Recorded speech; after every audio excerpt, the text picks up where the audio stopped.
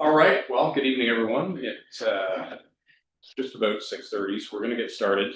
Before we get into our regular council agenda, we do have a committee of adjustment matter to deal with. So I'll call the committee of adjustment meeting to order first. And under that agenda, we have a public meeting which is being held under section 53 of the Planning Act to consider a consent application. The application is listed as application number B26-01. And it's for the property located at 801 to 821 Ojibway Road in the town of Shelburne. The applicant is proposing to sever the subject property to create two separate parcels. The application also proposes the establishment of servicing and access easements to support the proposed lot configuration. So with that, I will ask the clerk for the method of notice for tonight's public meeting. Notice of tonight's public meeting was advertised in local media sources. Notice is posted on Shelburne website. Property owners within a 60-year radius have received. Excellent. So we're joined by our town planner, Steve Weaver, this evening, who will go through a bit of a presentation. Following that will be an opportunity for committee members as well as any members of the public that are here to ask questions and or provide comments. So with that, Steve, I'll turn it over to you. Thank you, Chair Mills, and Bruce McCall-Richmond from Dimensionar and Associates for the owner of the property is here as well. There's just to answer any questions. You'll see the details of the application are summarized in my report, included in your agenda package. A few slides just to help visualize the proposed lot boundary between the retained and severed lands. So the applications are for severance application 426-2601. Shelburne Commercial 2 Developments Limited is the owner of the property, and it's at 801 to 821 Ojibway Road, part of the Emerald Crossing subdivision. Next slide. So we covered up the air photo with the site plan. It's the most recent air photo prior to the new plaza that's been partially built on the property. And we've indicated the completed portion. Phase 1 is complete. The building shown in yellow at the south end of the property is partially occupied with commercial tenants, with additional units being occupied as we move along. And the one-story commercial building, I'm sure you've all seen it. There's parking, and landscaping, and waste disposal area, and other functional areas associated with that building. Again, mostly in the south half of the property. The second phase of the project will involve the construction of another commercial building that was shown on the site plan filed separately. And the timing for that hasn't been determined yet, but you can see the phase 2 area is the northerly rectangle. Really in the north half of the property, other than underground services, the only thing that's been constructed is the second driveway entrance from Red Elm Road. So there are two driveways coming into the property, the other one being off of Ojibway Road. In terms of the surroundings of the property, there is an existing plaza owned by the same operator to the west that's been in place for years now. And to the east is the stormwater management facility owned by the town for the broader subdivision. To the north is the sanitary pumping station for the subdivision and an undeveloped park lot that is not yet assumed by the town. And then, of course, the rest of the surrounding area is predominantly the subdivision to the north and east with residential units. And across the road to the south is a new Shoppers Drug Mart and an existing local store under construction.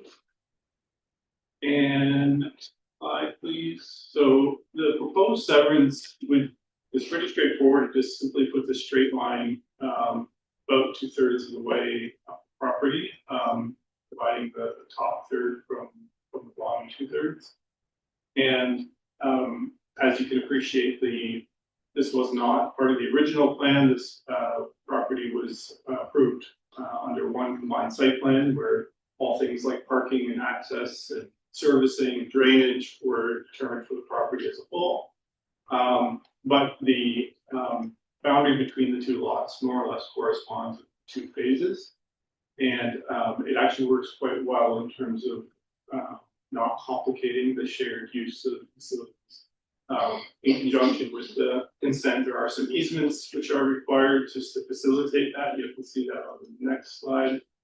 the applicants indicated where those easements are required. So the angled blue lines in the left-hand side of the image show where there is a storm drainage area that flows across the property line, and so an easement there would allow that to be shared by the two properties and access to be provided so that they each can make sure that they don't have any issues with their drainage. And then there are some services coming in underneath the driveway off of Ojibway, including utilities, a storm sewer, a water main, and all of those things being shared amongst the two lots will again require access easements. The two driveways themselves as well will require access easements because neither property would have just one access. Each relies on both accesses. MTO provided in their comments that they have no concern or objection with the severance. However, they confirmed that they would not permit any further access to the property given the proximity to the signalized intersection on the highway. And of course, no access from the highway itself is permitted. Next slide. So to ensure that this meets all of the applicable standards, we did a detailed zoning review and the applicant provided this information. We had some back and forth just to confirm a few details. Everything is in order in terms of the minimum lot area, frontage and setbacks and lot landscaping, lot coverage. All of those things are met independently by each of the lots. The only part that currently complies that may not comply in the future with the development of phase 2 is because phase 2 is incomplete. There's about 5 parking spaces that occupy a through aisle between the two properties. And of course, if phase 2 is developed, those parking spaces will have to be taken out. That was known when the phasing of the project was determined as part of the site plan. And then together, when the two phases are complete, the two properties combine with the parking that's required for the entire site. But once that phase 2 is completed because of that new lot line, the phase 1 property would no longer independently meet its parking requirement. It will be 5 parking spaces short. So there is a condition recommended, given we don't know the timing of when that phase 2 is going to be developed, that together with clearing the conditions of consent, they would have to enter into an agreement with the town, recognizing that those temporary parking spaces will have to be removed. They would then have to seek approval of minor variance to legalize that reduction in parking for the phase 1 area, or some other zone change, such as permission to allow the entire site to supply the parking of both properties together. There's different ways, and the mechanics of that haven't been determined, but that would come back to council ultimately, or the committee of adjustment if it's a minor variance at some point when we have the details of the phase 2 development. The next slide.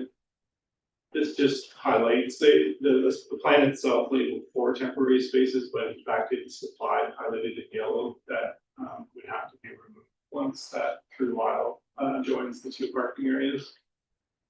The next slide. So the conditions are standard for the most part. The only 2 unique ones are, again, that requirement for the easements to address the shared utilities. Bell specifically requested an easement so that they can access both properties to maintain their telecommunications line that runs through the property. That there will be an easement in favor of the south property for the water main access as well and stormwater drainage, and that both properties will have easements in favor of each other to share the driveway accesses. And then condition number 3 is the other unique aspect where the owner would be required to enter into an agreement about the park, what happens with that temporary parking.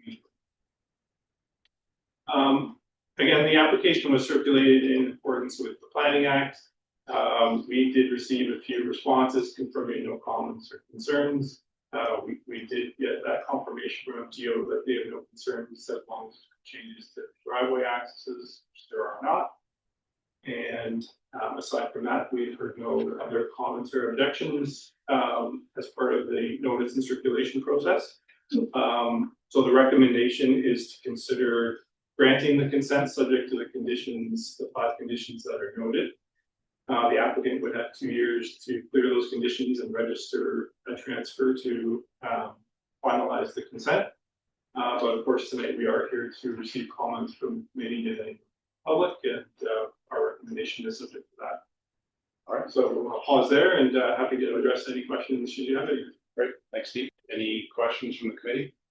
I mean, I just, why?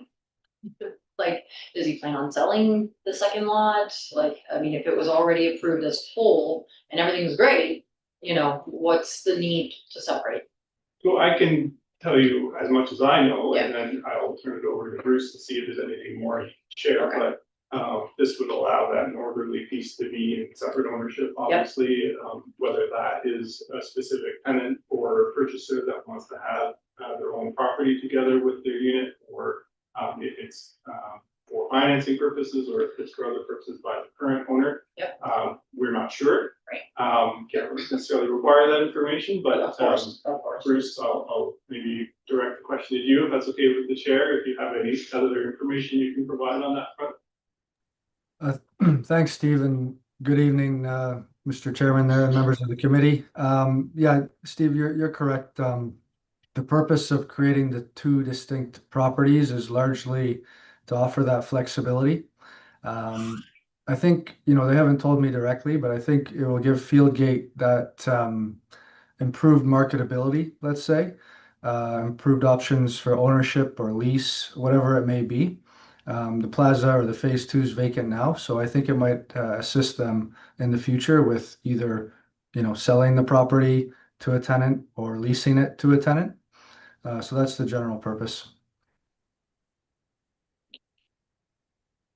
Anything else from the committee? Okay. Good, no, we're good. Okay. Any questions from the public? And nothing was submitted. Was it? Okay. All right.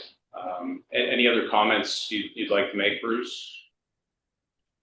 No, thank you. That's all. I did find it interesting as well that the site design almost fit perfectly with the zoning. I wasn't involved with the initial design, but the line we drew, it worked out supremely well. So I thought that was pretty cool, but thank you. Sometimes I guess life just works that way. Right? That's great. Okay. So as Steve said, the recommendation is to grant the consent based upon the 5 conditions that Steve had outlined. Is everybody wanting to make a motion? Bernardo, seconder for that, member Bishardi. Okay. So I'm not going to reread all the conditions, but they are the 5 Steve summarized. Any further discussion on that? Okay, all in favor? It's carried. All right. Okay, thanks, Bruce. Thanks very much, everyone. All right, and that's it for committee of adjustment, right? Yeah. Thank you. Okay, so we'll get a motion to adjourn committee of adjustments by Bernardo, seconded by Wagner. All in favor? Carried. He drove all the way up here. Yeah,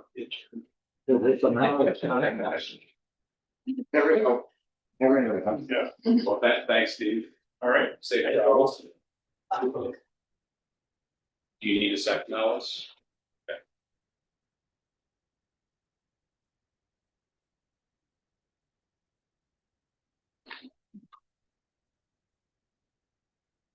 Okay. Stand up.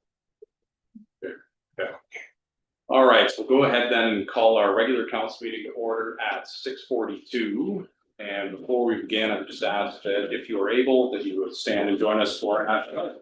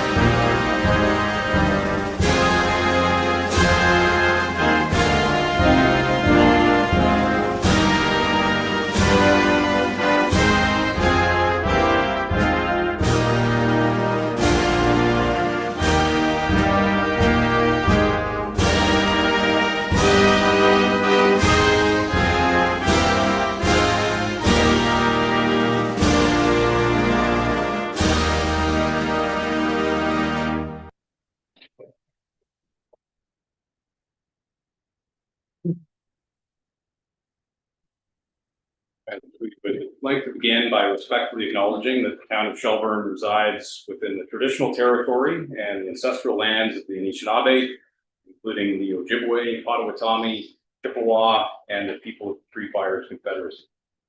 These traditional territories upon which we live, work, play, and learn are steeped in rich Indigenous history and traditions, and it is with this statement that we declare to honor and respect the past and present connection of Indigenous peoples with this land, its waterways, and resources. Are there any members of council needing to disclose any area? Okay.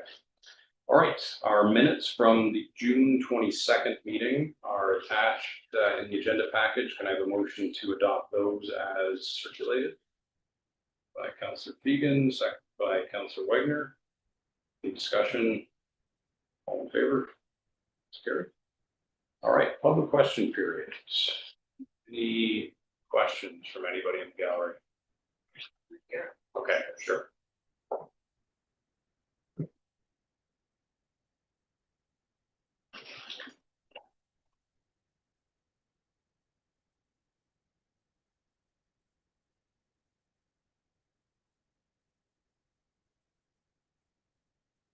good. Okay.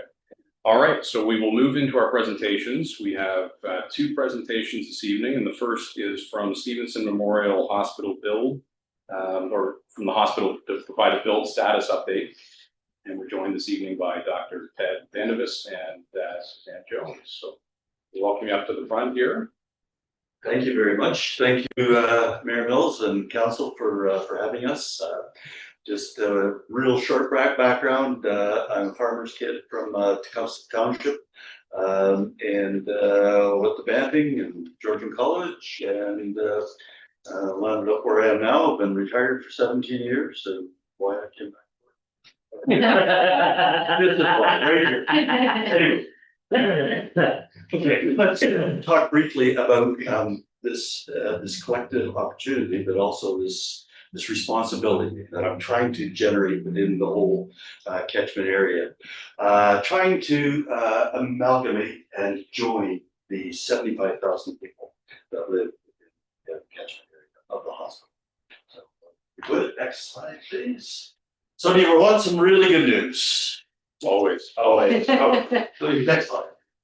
There it is, right there. Brand new hospital for the catchment area, located in Alliston on the same site. There was some talk at one point about going to a greenfield site. That was not within the cards of the Ministry of Health. And so you can see the original hospital off to your left, and that is a artist's rendition of what it is going to look like. So, talk about four things briefly about the hospital, about what its impact is going to be, and about approach of togetherness. The orange and the green lettering is deliberate to show that this is all of us together. It's going to, and then what some of the opportunities. Please. A little bit of history. Let's go back to 1928 when Theodore Pringle Loblaw gave $100,000 to build the hospital. There was also a Morrow who contributed $20,000, but by and large, it was the Theodore Loblaw gift that built it. So Frederick Banting, a lot of people don't know this, was on the original planning board, which I think is pretty incredible. He was a relative of Loblaw somehow. I'm not sure exactly how it is. And in 1964, the hospital was rebuilt on the same site. And back then in 2007, we started efforts in earnest to build a new hospital. It takes a lot of time. Hospital was designed for 7,000 emergency visits, and we have had over 40,000 special trips. 2026 early works are done. The helipad is almost ready to use. I believe it's going to be used this summer. So, next slide, please. Okay, what is the impact, and what does donors' money do?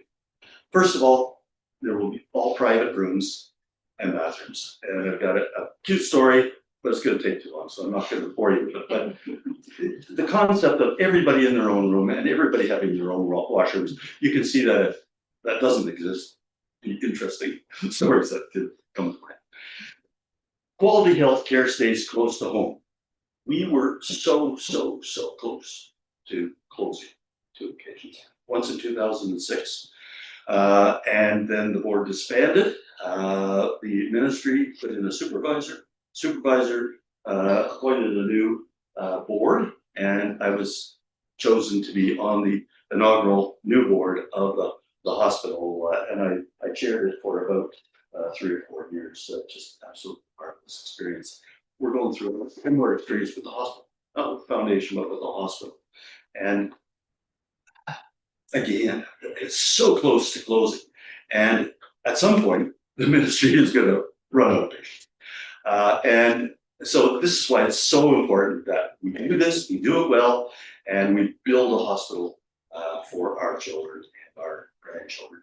It's going to include updated equipment, including an MRI. So it's going to make MRIs not to compete with Orangeville, let's say, but to complement it, so that now you might not have to come for an MRI at 2 o'clock in the morning or whatever, right? The new facility will attract doctors and nurses. If you've got a child, let's say right now in university or college, and they're looking for a job, if I can work in shiny and new, or I can work in where we are now, kind of dull and old, I think I know what most people would want to do. And so the idea is to keep the doctors and nurses here, keep the professional staff here, provide a really, really good place to work. I went up the aisle a couple of months ago, and the aisles are just chocolate. But there's nowhere to go with it. So the other really big benefit here is a new and a raised heated helipad. And you'll see it on a future slide with 2 flight approaches. So we used to have 1 because the water tower. Now that we're moving away from the water tower, we're going to have 2, which, depending on whether it's going to make it a lot better. The other thing we're going to do is we're putting in a birthing suite. There's going to be about 4 birthing rooms, but there's also going to be life-saving pre and postnatal equipment and an attached operating room. That means when women and unborn children go into distress, seconds count, not minutes, not hours. It really means seconds, and that's why we built this into this. Tried to get tossed out a number of times, but the hospital stayed strong and they said, no, this is what we're doing. And additionally, we're going to have 100 extra parking spaces. There's the new facility. You can see the brown building that's existing. So what we're building is 3 stories wrap around, and as well, what you're going to see here is the helipad moved from underneath the water tower, heated, can be used year round, and what a lot of hospitals are doing now is they are building their helipads 5 miles from the site in an open field, and it just doesn't work because you got all these changes and people in and out of ambulances and whatever, and just at the time when you need to be in Sunnybrook or in Princess Margaret, you can get there quickly and sleep. Thanks. Okay, so that's a flyover. We have one of our staff members who's a pilot. He took this from a kilometer away and 3,000 feet up. And so this gives you the site. You can see it's busy. You can see we're building. The helipad is pretty much finished. And all the early works, underground, sewers, water, hydro, etc. All done. Next, please. So there's another depiction. What I love about this is that it shows lots of parking, and that's what there's going to be.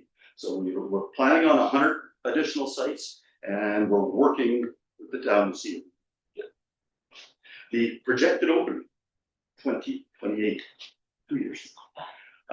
This has been in the works so long. I remember I went to, in 2007, I went to a staff Christmas party and I said, we need a new hospital. Well, I got around with applause, but I was just so busy, I couldn't start the process. And, but thank goodness somebody else did start the process and carry it. Next, that's what it's gonna look like. You're gonna have a patient room, lots of room, chairs, space, a window in every room. Nursing stations, you can see it, no junk in the hall. Just what a facility and an institution should be that is going to promote. Next.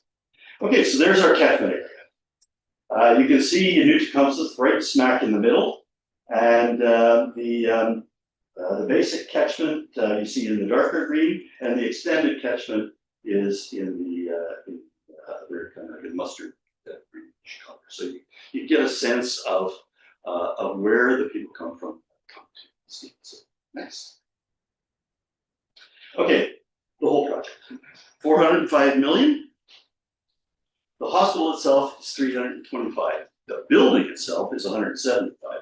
But you've got design, you've got architects, you've got pre-work, you've got moving in, you've got all kinds of good stuff. The province pays 90% of that. So we as residents, we pay 10% of that 325 million. So that's 32.5 million. Then fixtures, furniture, and equipment. Every single thing that's inside that hospital, the local share pays for. So that's another 47.5 million total. That's a big, big amount. Next. So I'm trying to promote the concept, and this is why I came out of retirement, to include everybody. And I don't care if you're a small family, give us what you can. If you've got $100 and you spread it out over 5 years, that's $20 a year. Just about everybody's got that. I'm not saying everybody, but just about everybody's got that. And then you can go as high as 30. But all of these communities and everybody in this slide is somehow making use of that hospital. So how can we all participate? Well, we have to change the culture. When I worked in the electrical utility business, I said to our board, we have to do something different. We're having 1,200 injuries every year. If we don't do anything different, we're going to have 1,200 injuries this year, next year, next year, next year. We came up with a vision of 0 injuries. You know, over 10 years, we went from 1,200, 300, and then I retired, kept going down. That is the power of culture, changing culture. The other thing that my father taught me was, you want something, ask for it. So how do you get to $80 million? Starts with me. My wife and I, 6 years ago, we made our first pledge. We've been making them ever since, but first pledge 6 years ago. Next, my goal is 100% participation. 100% of everybody, 75,000 people, 3,000 businesses, all of our municipalities, the foundation board and the Stevenson board. So far, all that's in this so far is the foundation board. So we've got about 10 people on our board, and we had about another 8 that were off the board but had contributed already to the campaign. Collectively, we raised $5 amongst that small group of 12, and they are not rich people, but they are people that believe that this is the right cause. The auxiliary has never been in a pledge before, or hospital auxiliary. They pledged $750,000 to the campaign. Just goes to show you how, and these aren't for a year. This is extended over. Auxiliary was over 10 years. Most of the board is over 3 or 4 or 5 years, but that's the whole idea, is that people pledge over 3 years. So now we got to get to different groups of people. The hospital staff. I'm in front of any group that I can, whether it's churches or schools, Kiwanis or Rotary or whomever. I just want to get in front of them. So we've got 75,000 residents. We've got at least 3,000 businesses, because I identified them, spent 3 months, 12 hours a day, just finding where people are, because people like to hide. Okay, so $80 million goal. How do you make that? You can't go to one person or one group and get there. So what we've developed is a whole bunch of naming opportunities where people can name rooms. So we've got 140 naming opportunities. You can name a wing, you can name a hospital, a room, a birthing room, you can name all kinds of stuff. And they start around. I'm looking for individual gifts, and you roll all that up, and I'm hoping to come up with $10 million. individual gifts, $100 plus, these are these little $100 gifts, rolls up to 7.5 million. And small businesses, again, I don't want to hurt the small businesses because they're just struggling like crazy. So I'm saying, you know what, how about $1,000 per business spread out over 5 years, $200 a business, most get it set off to that. So potentially, who knows what we can get. I'm certainly banking on the state. Next. Okay, so naming opportunities, there's 140 of them, 100,000 to 30 million, if you want to name the building. And that's kind of where we're at. Next slide. Okay, so please consider a gift and why. We're one of Shelburne's 2 closest hospitals. Stevenson complements, not duplicates, Headwaters. There's less congestion regionally within the hospital. Geography means that the residents generally distribute automatically, depending on where your doctors are between it's SMH and to a lesser extent as well, Markdale.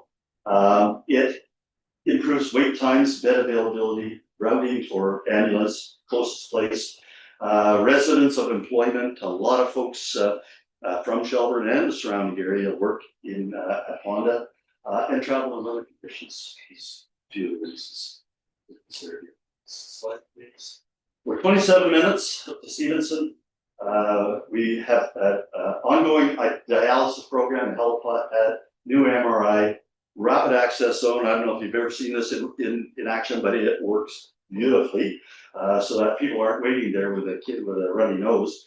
They're not waiting there all night. They just go in and fix. Many Shelburne residents work at HANA, and we've got naming opportunities from. Okay, so that really, it concludes my presentation, but before I go, I want to make an ask. And it's sincerely and it's humbly and it's very, very respectfully. And so I would ask the council to seriously consider a naming opportunity gift of $100,000. And that would buy a patient room. So it could be Town of Shelburne patient room. You're welcome to do a lot more. And if the council feels that they can't do that, we would be wanting to talk to you about any kind of it. Therein lies the gist, therein lies the ask, and I leave it to your good judgment. I'd be happy to take questions, but I also sorry. Thanks, Ted. How long is the campaign running? The campaign has been running for 7 years. It has raised 44.5 million. So we are 35.5 million. Our plan is 30 months. I don't want to mortgage this hospital on our kids. I want this, our great grandparents, our grandparents, and our parents built the first 2 iterations of Stevenson. It's our turn to build this one, and I don't want to mortgage it on our children. So I'm going for 80 million within 30 months. The reason I ask is, any sort of larger municipal contribution would have to be part of our budget discussion. So it's not something we can do now. Yes. More immediate things that we might be able to help with, though, is to help you get the word out. Is that something you can help to share? Some town platforms. I think what you made very clear, I think, is that Shelburne is a very strong part of the catchment area, similar to Orangeville, and that many of our community members rely on this hospital and the skills that we receive there. So yes, we say we're a partner already, and we can sort of support the messaging. Absolutely wonderful. And as I mentioned too, pledges can be put out over 5 to 10 years. Right? The main thing is that we demonstrate to the government we got them. Yeah. People don't read the pledges, but by and large, a pledge, especially by the municipality, is cashing. Yeah. So that's what the government sees. They say, good, you got enough. Okay. Other questions? Just for curiosity, like the original hospital, is that looking at being sort of renovated or updated as well? Because it is Yes, it is. seeing, It's yeah. it's Yeah. you know exactly what. It's going to be phase 2. Okay. And right now they're just looking at what needs to be done. Right. Do we do a quick fix and make some ambulatory care where people come in and out for day programs or whatever? Or do they do a bit more extensive renovation where you kind of almost totally got it? And But then you're into, again, then you're into Another millions of millions, dollars. exactly. So Exactly. that's under discussion right now, but yes, that is the intention to rebuild, and they're two separate buildings altogether. Right, The new one has its own HVAC, its own water, its own electric, everything. And so in the event of a real serious problem, we can move everybody yes. back into the old space. and Right. Carry on. Okay, or vice versa. Or vice versa, yeah, or New vice versa. space, yeah. Okay, that's great to hear, yeah.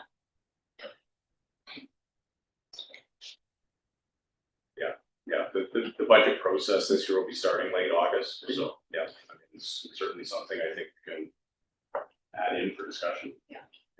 But in the meantime, we can help try to get word. Yeah. Very, really, really tough. I was gonna say, but we refer to the budget process for the council decision. Well, it started. Okay. Yeah. All right. Thank you both. Very, very much. All right. Thank you. Thank you. So with that, I would entertain a motion to receive the presentation, and Councilor Donato's suggestion will add to that we refer this to the 2027 budget process for discussion. Specifically, the request for $100,000. So, Thank you. you want to move that? Yeah. Okay, so moved by Councilor Donato, seconded by Councilor Charity. All in favor? It's carried. Okay, thank you both. Thank you very much. Safe travels. All right, so next presentation is in regard to a partnership request for Shelburne Community Wellness, Recreation, and Diagnostic Health Center.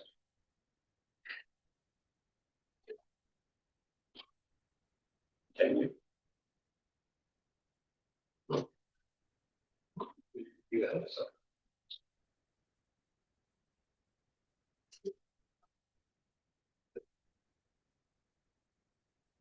Yeah, so whoever's presenting can take a seat up here.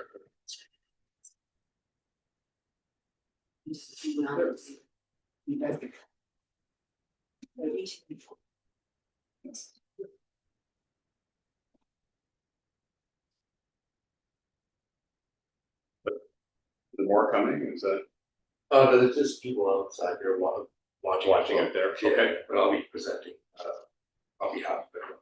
all right. Well, I'll turn it over to you.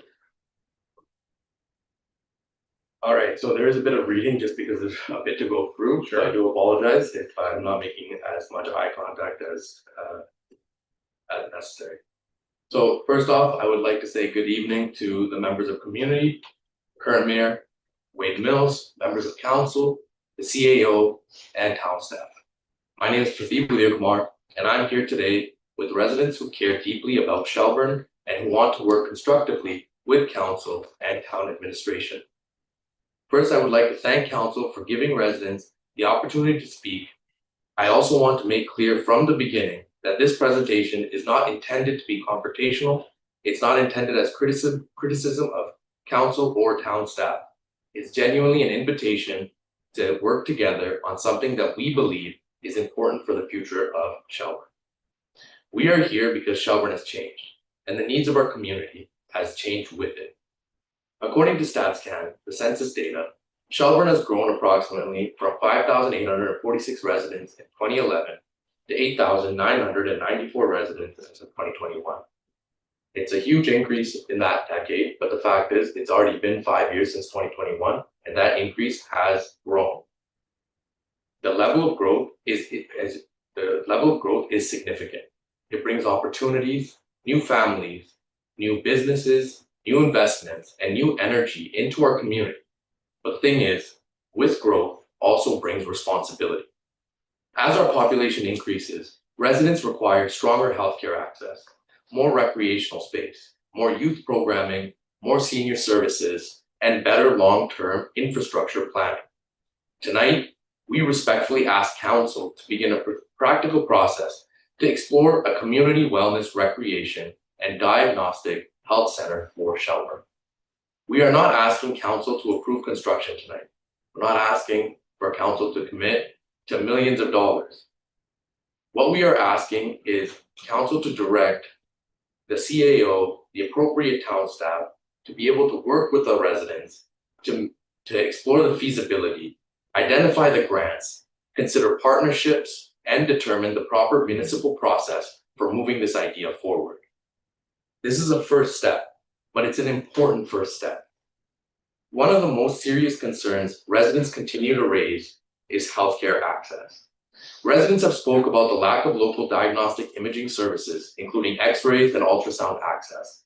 We understand that there has been discussion previously about similar services being available in Orangeville, but respectfully, that does not fully address the lived reality of many of our residents here in Shelburne. For a healthy adult with a vehicle, Orangeville appeared fairly close, but for a senior, a resident with mobility challenges, a parent with young children, a person without reliable transportation, or a worker who cannot easily take time off, a basic diagnostic appointment outside the community becomes a major burden. It's not only the drive, it's arranging transportation, taking time away from work, arranging childcare, waiting for the appointment, traveling back home. For some residents, that's not just a small inconvenience. Unfortunately, it is a barrier to care. This is why we are asking council to explore the idea of healthcare wing that could be incorporated into a future community wellness facility. The concept could include diagnostic imaging, x-ray services, medical offices, community health services, and senior wellness support. We understand that healthcare delivery involves provincial ministries, Ontario Health, healthcare providers, and private or public diagnostic operators. We are not suggesting that the town must resolve this issue alone. What we're suggesting is that the town can play their part and play a leadership role by bringing the right parties to the table so that we may make this a reality. The next aspect I do want to touch base on is recreation. Recreation infrastructure is not a luxury. It is a preventative health infrastructure. Public health guidance constantly recognizes the importance of physical activity for children, adults, and seniors. Children and youth need safe places to be active year-round. Adults need accessible facilities to maintain health, and seniors need walking, wellness, and low-impact programs available so that they may utilize that. And families need spaces that bring the community together. The proposed facility could include a multi-purpose gymnasium, basketball courts, community meeting rooms, youth programming spaces, senior activity spaces, the list goes on. We just have to see what works best for our community and the members of that. We recognize that not every feature may be feasible immediately, but that's exactly why a proper planning process is needed. The purpose of tonight's request is to move from general discussion to structured evaluation. What does Shelburne need most urgently? What can be phased? What land or partnership opportunities exist? What grants can we apply to? What role could Dufferin County play? Could the school board partner on athletic or youth programming? Could healthcare providers partner or on diagnostic or senior wellness services? Or could sports groups, businesses, and community organizations contribute? These are the questions that should be reviewed and discussed, as this is what's going to make this a reality. The next aspect I want to touch base on is youth development. As Shelburne grows, we need to provide young people with positive, structured, and accessible opportunities. A community facility is more than a building. It can be a place where children learn discipline through sports, where youth have somewhere safe to gather, where teams can train locally, where schools can access proper facilities, and where community organizations can run programs. If we do not create positive spaces for the youth, then we can't be surprised when the youth are in a position where they're not being productive. And that's why investing in youth is one of the smartest long-term investments a municipality can make. The next aspect I want to touch base on is senior wellness. Shelburne seniors deserve infrastructure that supports dignity, independence, health, and social connection. A walking track, Senior programs, preventative care clinics, local diagnostic services would all support older residents. For seniors, community infrastructure is not simply about convenience. It can affect isolation, mobility, independence, health monitoring, and their quality of life. A truly complete community must serve residents at every stage of life. The next aspect I want to touch base on is transportation and Highway 24. In our proposal, we've asked for feedback and guidance regarding Highway 124 and the concerns and any opportunities for municipal advocacy. We understand that Highway 124 involves provincial jurisdiction, but residents need to know how the town can advocate, what role council can play, what data is required, and how residents can support this process. Transportation, growth, healthcare, recreation, and community infrastructure should not be treated as separate issues. They are all connected to the same question: what kind of community is Shelburne becoming, and are we planning properly for that future? Now, the biggest issue obviously comes down to funding. We understand that municipal budgets are limited, and we're not suggesting that this project be funded solely through local property taxes. That is why our proposal specifically asks and requests town staff to assist and identify funding opportunities, including federal infrastructure grants, provincial recreation grants, healthcare infrastructure funding, sports development grants, rural and growing community funding streams, senior wellness funding, and public-private partnership opportunities. A project of this magnitude and scale does require the partnerships. Potential partnerships could include Dufferin County, the Upper Grand District School Board, healthcare organizations, provincial ministries, federal programs, community sports groups, local businesses, sponsors, and healthcare providers. The proper question tonight is not, can Shelburne afford to build everything tomorrow? The proper question is, can Shelburne afford not to begin planning? If we wait until every need becomes urgent, the costs will become significantly higher, the options will be fewer, and the residents will continue to travel outside of town and out of our community for services that could have been potentially closer to home. Now, Shelburne has already experienced the financial pressure that can arise when major infrastructure needs are not addressed earlier. The recent water and wastewater infrastructure discussions are a reminder that when planning is delayed, costs can escalate, funding options can become more urgent, and the municipality may be left with fewer choices. I raise this point respectfully, not to assign blame, but to highlight the lesson. Growth-related infrastructure does not become cheaper or easier by waiting. Whether we are discussing water, roads, recreation, healthcare, access, or community facilities, early planning gives the town more options, more time to seek grants, and a stronger ability to protect our taxpayers and their wallets. That is why tonight's request is reasonable. We're not asking council to approve construction today. We are asking council to begin planning, identifying funding, explore partnerships, and work with residents before the need becomes more urgent and significantly more expensive. Tonight, we respectfully ask council to take practical steps. We ask council to direct the CAO to meet with us, whether it be virtually or in person, so that we may begin moving forward on this matter. We ask that town staff provide guidance on the municipal processes required to advance this proposal. We ask that the staff identify applicable funding and grant opportunities. We ask that the town explore possible partnerships with Dufferin County, healthcare providers, school boards, community organizations, and provincial ministries, federal programs, and private sector partnerships.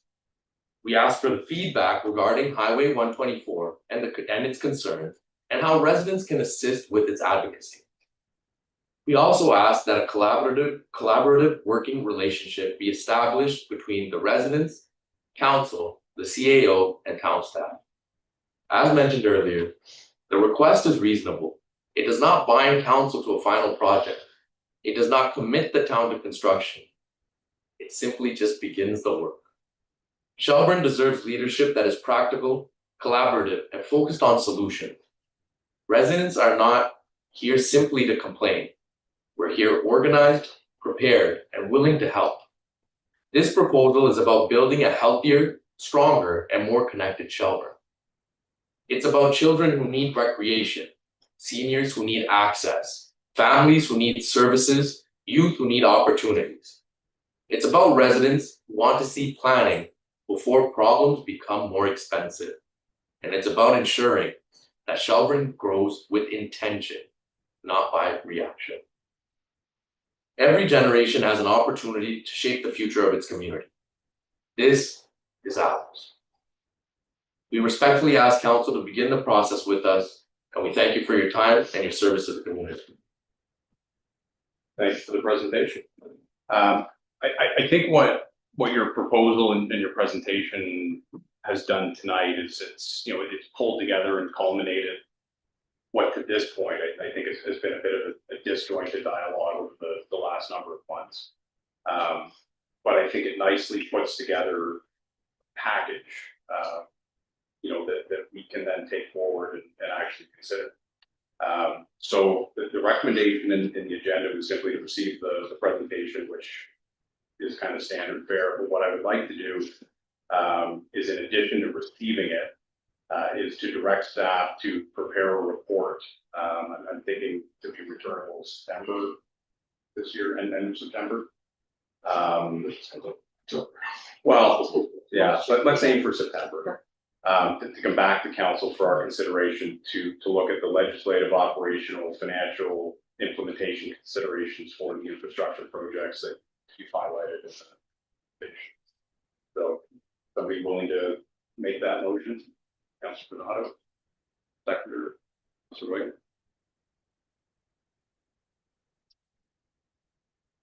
Discussion on that? Fair. Perfect. Carry. All right. So we got a report back or an early fall, and we'll see where this goes. We genuinely appreciate your time. Thank you, guys. Take care. Thank you. Enjoy your evening. I appreciate that. Thank you. All right, council inquiries. Councilor Donato. Yes.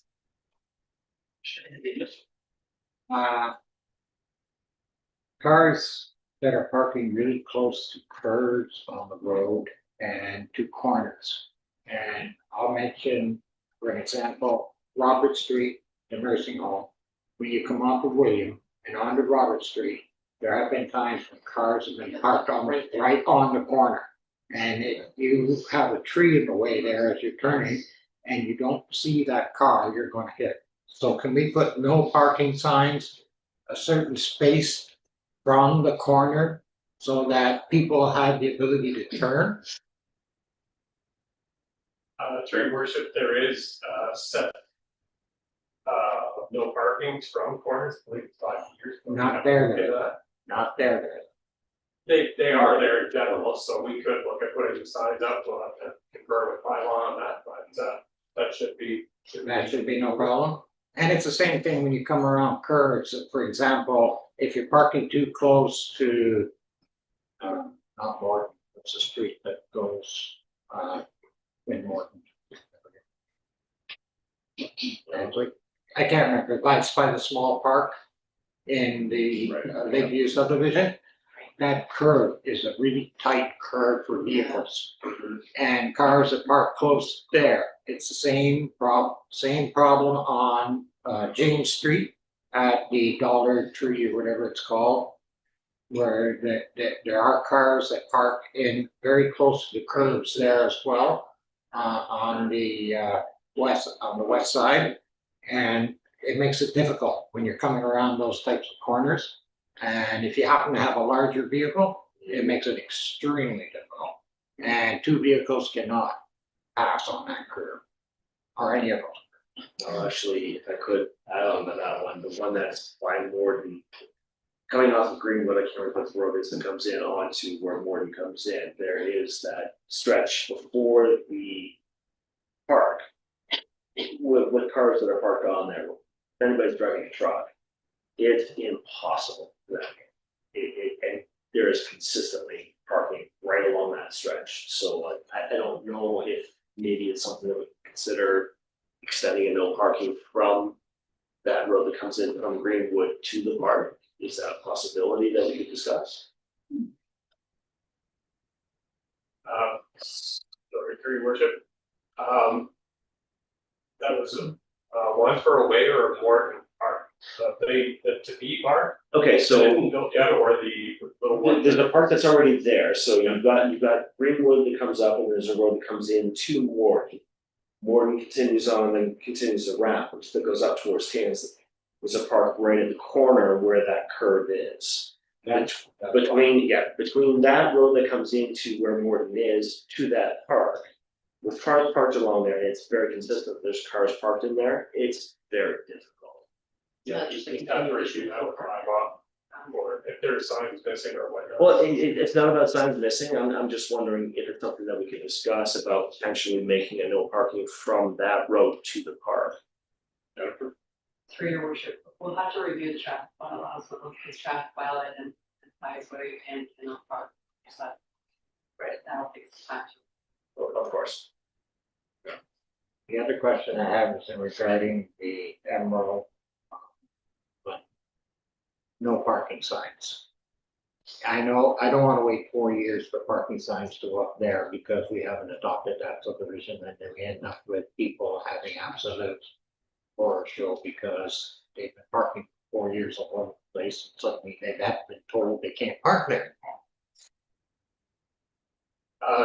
Through your worship, we have been looking at putting the signs in ahead of time, making them let residents get used to them.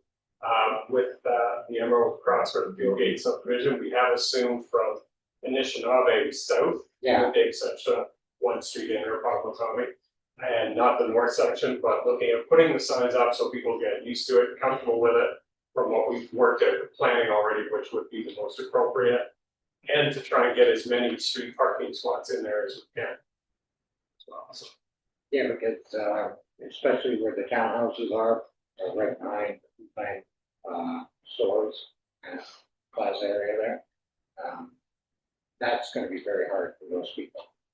Parking. So that's one of those areas where you're gonna have difficulty with parking. So. Yeah, I think that's a good idea, because once behavior is established or habits established, that I've been parking there for a couple of years. That's why It's you hard to might push change that, it now. And my final, tonight, coming to this meeting on Robert Street, 6 people were on e-scooters. A couple of them had 2 people on, none of them guns, all on 16, all young. And even coming down William Street, I had 2 young guys on bicycles riding in front of me, directly down the middle of the street. Side by side, not in yet 5, not on one side, but right through the middle of the road. So again, I did mention that at the police board, you know, there's a real need to have a meeting with these young people, maybe give them some safety rules for the road, but it's becoming quite a situation, let it down. So I think, I can speak to that. Yeah. Both Denise and I have had some conversations with Inspector DePasquale. And we have a meeting scheduled for Thursday with Orangeville, to talk about sort of the Dufferin wide solution to this. Dufferin OPP, I think, are on board to help where they can. I think at this point, everybody kind of. So the direction that we had in May was that we would come back with a report to look at a whole range of issues specific to these scooters, including whether or not the town would opt in. So that report will be coming to August the 20th. We hope to consolidate a lot of information. I had let council know that in the interim, and primarily based on the concerns that raised regularly, that we did install signage across the municipality. I think 35 we're gonna do more, based on the fact that it has been our belief that if you do not opt in, by default, you were opted out.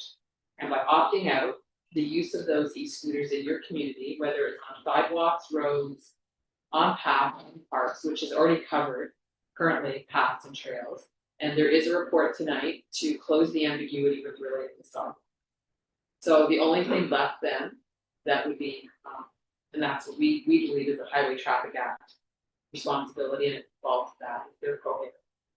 So we are following very closely, many of the publications and the promotion from the medical, whether it's US, Canadian, we don't really differentiate, but the injuries are universal. So right now, we can keep reminding the community through the PSAs that we're doing, they are not permitted in the town of Shelburne. As parents, you should purchase them for your children, but if you do and you use them when you're not supposed to be using them, as we've all said, please wear helmets and do not ride too. And then we're going to be looking at what enforcement through the educational realm is the most, I guess, effective in changing behavior.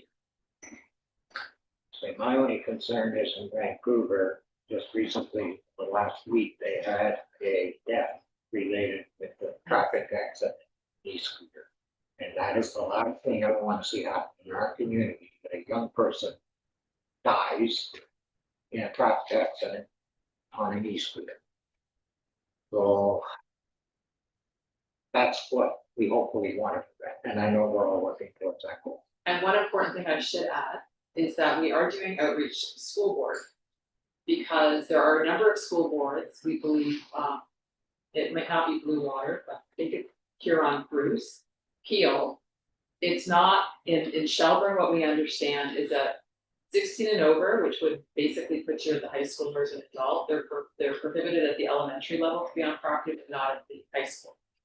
So we're hoping that if the Peel model is adopted, then the ability to bring that unit into school property or in the building is discontinued.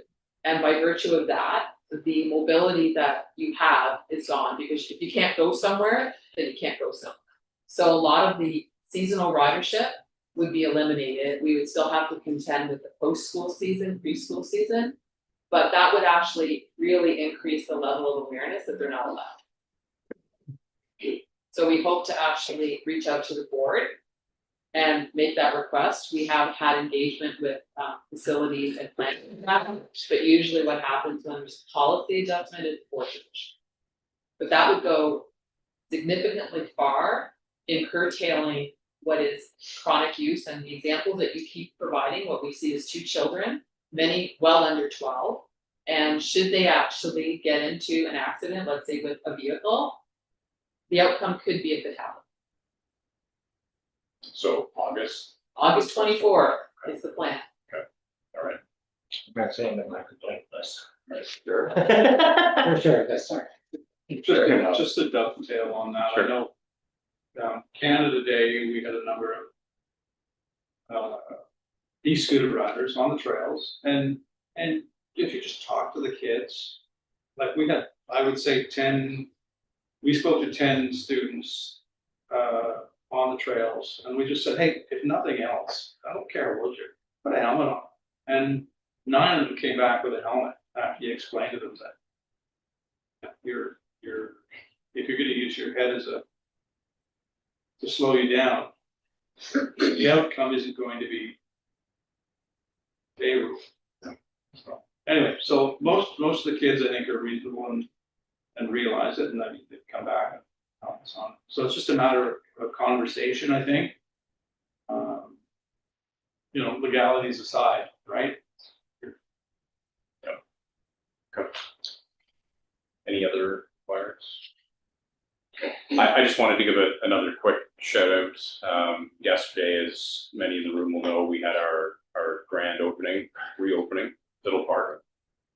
And great event. Hundreds of people were there. Well, we can say at least 6. At least 6, okay. We're not going Safely, to push okay. past that, but we know. I mean, very, very well attended, very well received. I think it's going to be a great legacy space for this community for generations to come. So I just wanted to again thank staff and all of our other partners that were involved. It's been a long haul to get there, but certainly something worth celebrating in the community.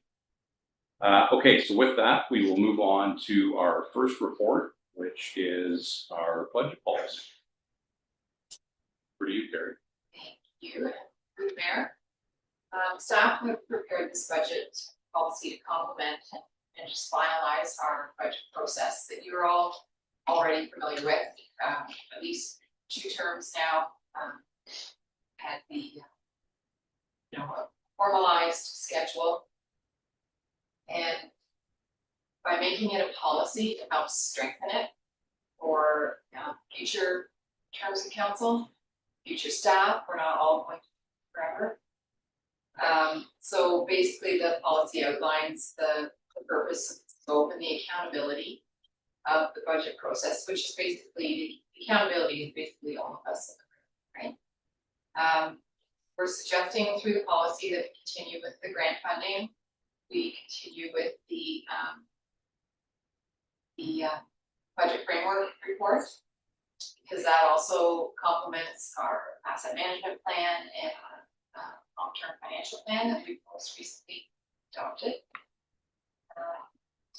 We do mention the reference to the strong mayor's powers that kind of changed the budget process slightly, and we've suggested what that could look like.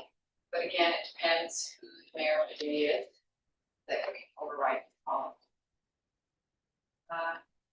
It outlines what to do in the case of surplus and deficit. It also mentions the separate boards of management that we don't have care and control over that also affect our budget. We tried to keep it high level so that we weren't in the weeds and we didn't want it to be too constrictive. In case there was changes that we wanted for a unique year or something in particular that we didn't want it to have to amend the policy to adopt the budget. No financial impact to adopting the policy tonight. As you are all aware, the 2027 budget process is delayed because of the municipal election, so we won't be presenting a draft budget to council until we have a mayor and a sworn-in council, right? Because a strong mayor's powers, it could all change. So yeah, that's basically what the purpose of the policy was for. And we did attend a finance forum earlier spring, and I was surprised by how many other municipalities do already have a policy this, and it supports, like I said, everything that we've all the policies, and they are listed in the report that bring it all together.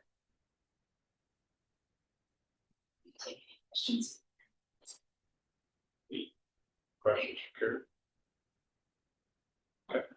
I have a motion then to receive the report and to adopt budget policy as presented by Councillor Fegan, seconded by Councillor Kucharity. All in favor? Carried. All right, thank you.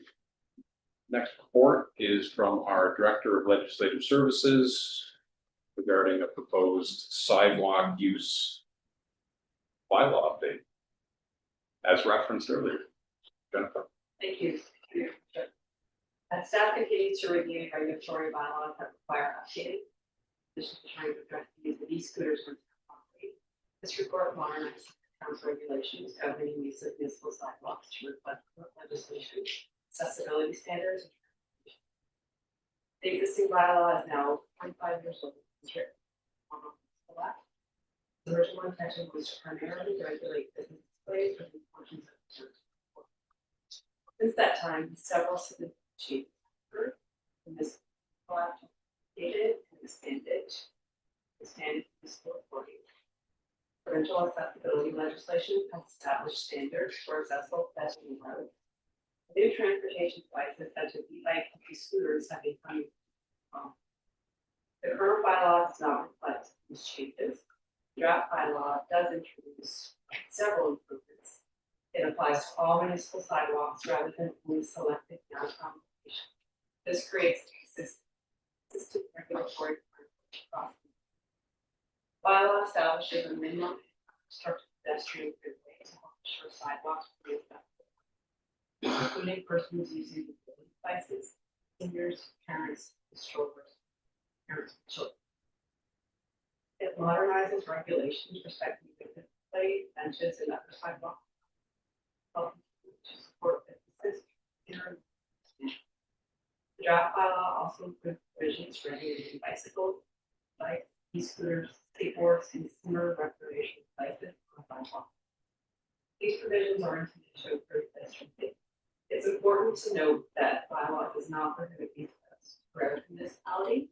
It rather prohibits their operation on sidewalks, which are intended primarily for pedestrians. Persons using mobility aids remain fully exempt from these provisions. The draft bylaw incorporates AOPA principles by requiring accessible pedestrian paths to ensure they're displayed, do not interfere with persons using wheelchairs, walkers, or other tools. Enforcement will continue to be primarily proactive enforcement during downtown core and during the events when sufficient staffing resources are. As with all bylaw enforcement, staff's first approach will continue to education, and voluntary compliance.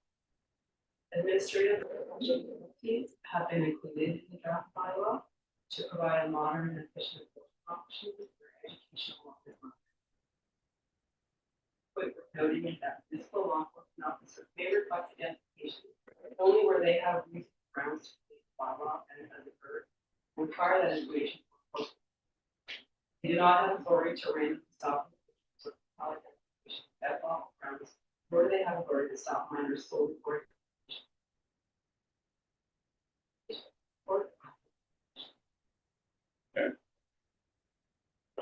Councilor Whitman. So yeah, I had a read through, obviously like your report and everything. And it seems fairly, fair to me for the most part, you know, obviously it makes sense to extend certain things. My concern is the proposed prohibits, I can't say the word right now, my brain is. Prohibit. Thank you. With specifics, right? So for example, bicycles. I completely get it, right? I mean, some kids and even some adults are riding their bikes like crazy on the sidewalk. As we joke all the time, I am a pedestrian. So I use the sidewalks all the time. When I choose to ride my bicycle, I usually do ride on the road. However, when I get to certain areas, we all know the speeding is not gotten any better. And I choose then to go on the sidewalk. So for example, if I want to make my way over to Colonel Phillips Drive to go to Tim Hortons and I'm riding my bike with my kids, I will not go on Owen Sound.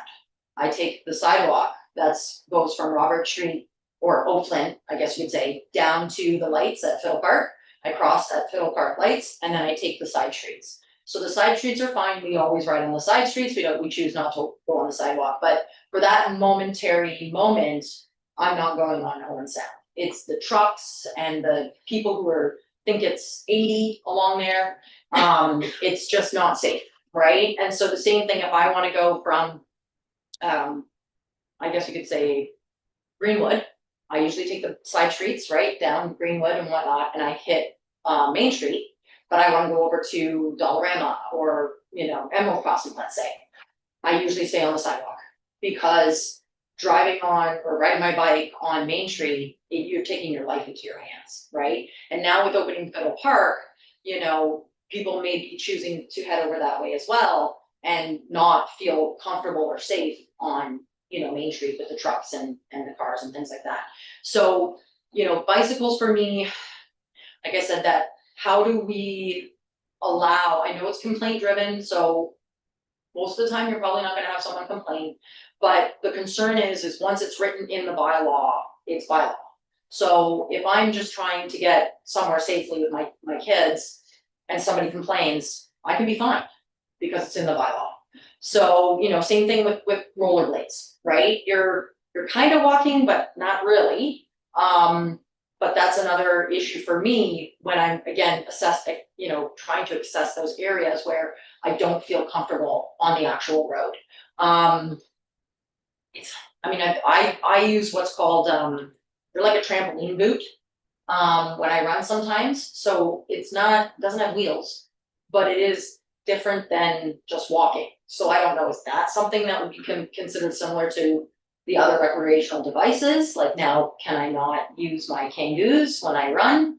So, yeah, and then again, just parents with kids, right? You're gonna have these toddlers that are 3 or 4 that are riding their bicycle on sidewalks. So how does that then, I mean, fall into the, the scope of everything, right? We all like to think that people are understanding in that point, but unfortunately, we have to acknowledge the fact that there are people out there that just wanna complain so they can complain. And then you have a family walking with their 4-year-old who's on a bicycle, and now bylaws coming up going, oh, like, it's in the bylaws, so I have to give you a warning, or I have to issue you a ticket because you're technically using a bicycle on a sidewalk.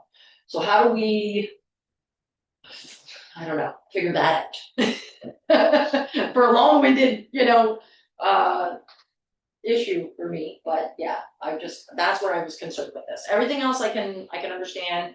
Again, skateboards, tricky if they're a little bit of a younger person using the skateboard. Again, safer to be on the sidewalk than on the road, but I can leave that one for the most part where they can use the road, but yeah, that was my concern.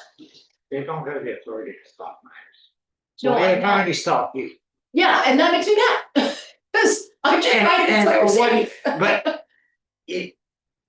I mean, bylaw can use their discretion too. They're not exactly, gonna stick, this is the rules and this is all I wanna do about it. They can use their discretion. Yeah, but I have more of a concern when you have an adult riding a bike on a sidewalk and I'm walking down there with a dog and a cane and they ride on the shoulder.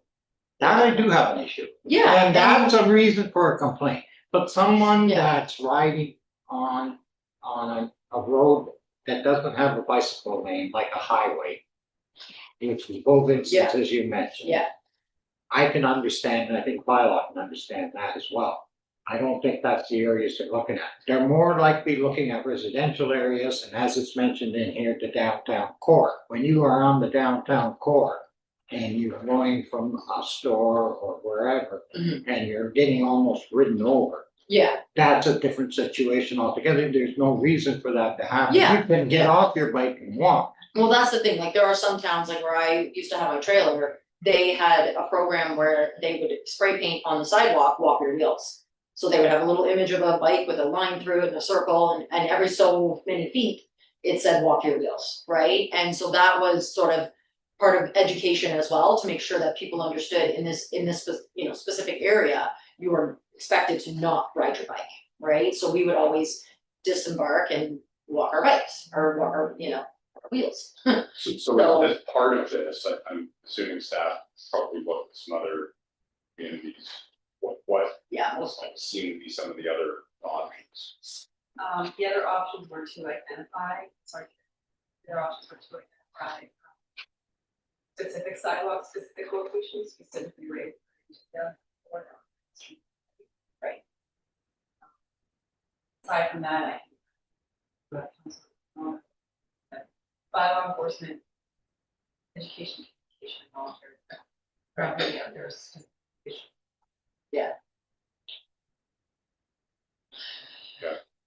I mean, there's a big difference between a 4-year-old on a bike with training wheels, those adults at the bottom.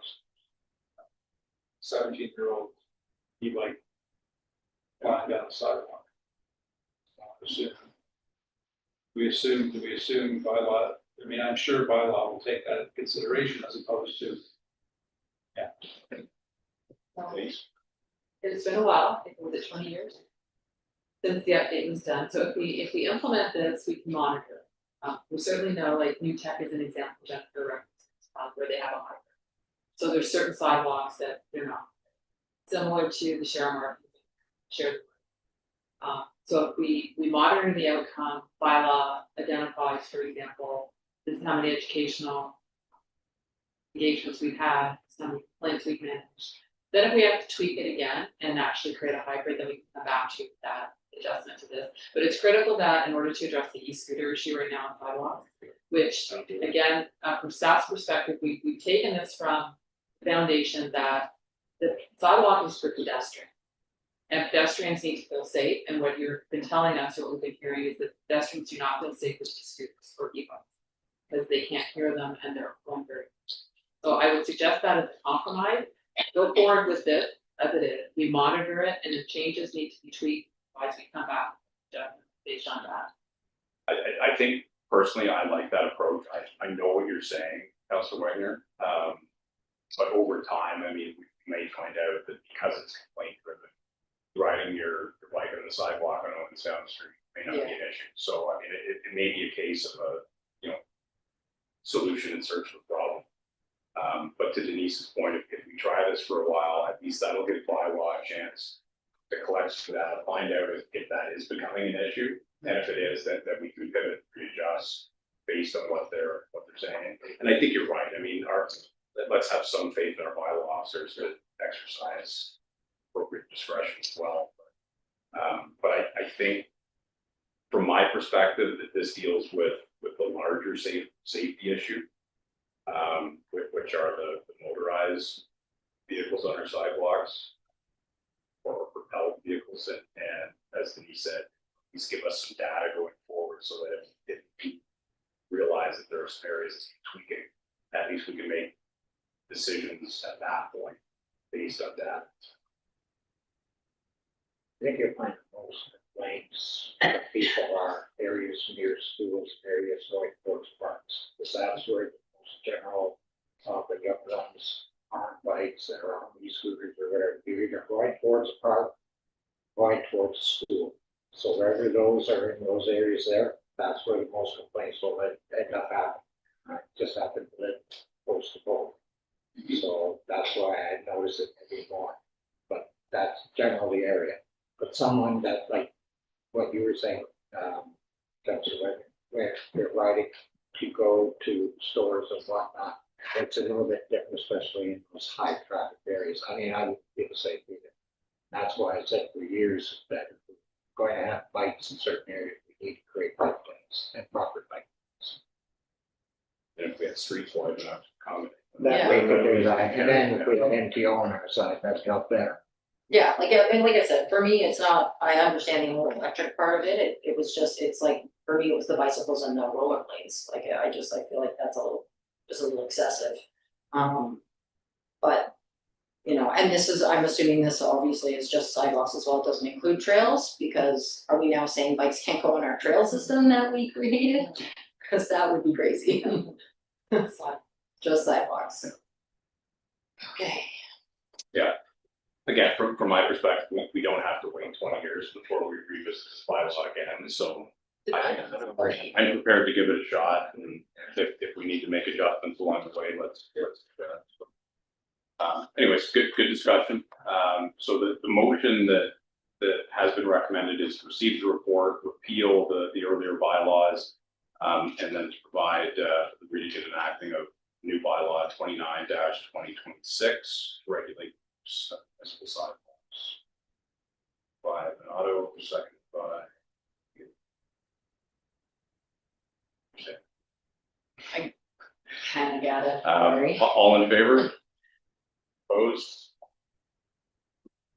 Carried. Okay. All right. So the next item is request from our Shelburne Terry Fox run, and they are requesting the waiving of the fees for the Natasha Patterson Memorial Park for this year's run, which is going to be held September 20th. Total dollar amount we're looking at in terms of the fee waiver is $90.50 plus HST, something we've done annually. Okay. Moved by Councilor Benado, second by Councilor Charity. All in favor? Carried. All right. Any notices of motion? Let's see. Okay. Anything on the communications list? I have one. Okay. Number 5.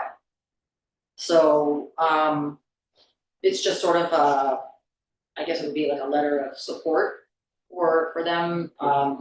Again, it's kind of already been, it's received royal assent, so there's really not a lot that potentially can be done, but they are asking for it to return sort of, I guess, to the way it was. So I feel like more voices, hopefully, if more municipalities are band together, I don't know, maybe it could create some change, but the Freedom of Information Act was put out there to have transparency and have accountability. And I'm very disappointed in the provincial government for changing that and trying to hide stuff. I mean, like, what else, why would you change it, right, if you're not trying to hide something? So, yeah, for me, it would just be sort of trying to send a letter of support for them and see if more voices can create any kind of change. Okay, seconder for that. Yeah, Councilor Sheridan. I was gonna pull up. Yeah. All right, any discussion on that one? All in favor? Carried. All right, anything else on the list? I had one, but yeah, Councilor Donato. Number 4, it's from the town of Petawawa regarding sustainable provincial grant funding for firefighters. I think we need to support that. While I was on the board, there was no grants at all for fire services. Period. So I think that there needs to be sustainable provincial grants. Nothing is cheap in the fire service. It's very, very expensive for everything. So, Okay, good. Seconder for that one. Councilor Deegan. Good. All right, the one I wanted to pull was number 7. Some correspondence from the Municipal Finance Officers Association regarding the OPIP funding. And Carrie, I was wondering if you could shed some light on that. Sure. Mayor, the MFOA is asking municipalities to pass a motion that is creating agent as support for municipalities who rely on the OCIF funding. In our own municipality, in the last 11 years, we collected $3.2 billion from OCIF funds. And most notably this year, we're using 1.5 million of that on Pine Grove. And that will deplete that reserve. We were allowed to save it for 5 years. And that will fully deplete it and we'll be starting back. And zero again for collecting. And our high that we received was in 2022. We got $589,000 that year. And it's been slowly dropping. We're down 2026, we're down to 325,000. And they're adding more red tape to it and ask municipalities to fill out current value replacements, such with respect to our asset management plans. And if you don't fill it out, or even if you do, there's no guarantee that your funding stays the same. It's been dropping, 10-15% here. So there's no commitment beyond 2026. And we've been using that prior years since 2016 to do the road resurfacing around town. And that's really, really helped and been able to do that and not include that in the tax levy. Yeah. So we stop that, or if they stop that, then our projects will either have to hit the tax base or they'll have to stop. But I think it's a good motion. Yeah. Okay, so the full wording of the motions on page 89 agenda package, but I'll move that if somebody wants to second it. Councilor Deegan, thank you. All in favor? Carried. There aren't that many left, but is there anything else? Good, okay. Can I have a motion then to just receive those remaining items as information? Deegan and Councilor Donato, all in favor? Carried. All right, next up is closed session. So I need a motion that we move into closed session as per section 239 sub 2 of the Municipal Act to discuss personal matters about an identifiable individual, including municipal or local board. By Sheridan. By Wagner. All in favor? Carried.